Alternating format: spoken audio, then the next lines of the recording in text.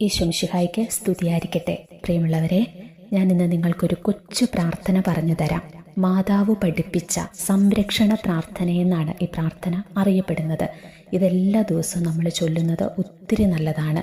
നമുക്ക് മാതാവിൻ്റെ പ്രത്യേകമായ സംരക്ഷണം നമ്മുടെ ജീവിതത്തിൽ നമുക്ക് ലഭിക്കും. പ്രാർത്ഥന ഇങ്ങനെയാണ്: പിതാവായ ദൈവമേ, കരുണയായിരിക്കണമേ, എന്നെ ശിക്ഷിക്കരുതേ. പുത്രനായ ദൈവമേ, അങ്ങയുടെ തിരുരക്തത്തിൻ്റെ സംരക്ഷണം നൽകണമേ.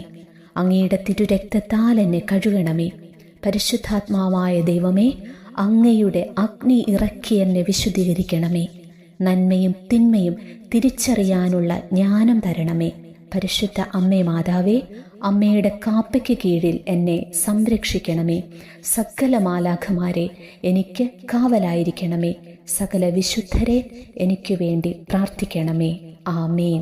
കൊച്ചു പ്രാർത്ഥനയാണ്, നല്ല പ്രാർത്ഥനയാണിത്. നമ്മുടെ വീട്ടിൽ കൊച്ചു മക്കളൊക്കെ ഉണ്ടെങ്കിൽ അവരെ ഈ പ്രാർത്ഥന പഠിപ്പിക്കണം. മാതാവ് പഠിപ്പിച്ച സംരക്ഷണ പ്രാർത്ഥന നമുക്കൊന്നുകൂടി ഏറ്റുചൊല്ലാം. പിതാവായ ദൈവമേ, കരുണയായിരിക്കണമേ, എന്നെ ശിക്ഷിക്കരുതേ. പുത്രനായ ദൈവമേ, അങ്ങയുടെ തിരുരക്തത്തിൻ്റെ സംരക്ഷണം നൽകണമേ. അങ്ങയുടെ തിരുരക്തത്താൽ എന്നെ കഴുകണമേ. പരിശുദ്ധാത്മാവായ ദൈവമേ, അങ്ങയുടെ അഗ്നി ഇറക്കി എന്നെ വിശുദ്ധീകരിക്കണമേ.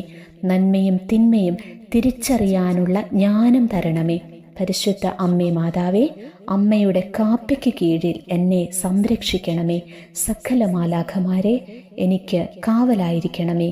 സകല വിശുദ്ധരെ എനിക്ക് വേണ്ടി പ്രാർത്ഥിക്കണമേ. ആമേൻ.